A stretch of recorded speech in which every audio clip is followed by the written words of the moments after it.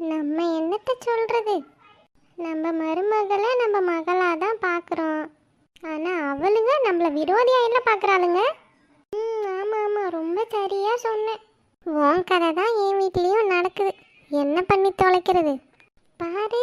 காலங்கத்தான் புறணி பேச வந்து நிற்குது கிளவி. எப்படியும் நம்ம கதை தான் ஓடிக்கிட்டு இருக்கோம். இந்த நாசமா போனவன் அடுத்த சந்தில் நிற்பா. இவன் மூஞ்சிலெல்லாம் முழிக்க கூடாதுன்னு தான் இந்த பக்கம் வந்தேன். கடைசியில் பார்த்தா இங்கே தான் நின்றுக்கிட்டு இருக்கா. சரி, வந்தது வந்துட்டோம். இந்த பக்கமாகவே போய் தொலையுமா?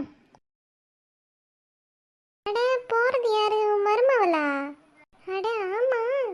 அடியே லீலா, எங்கே போகிறீங்க? வா. கண்ணில் படாமல் போயிடலான்னு நினச்சேன். கூப்பிட்டு தொலைச்சிட்டா கிளவி.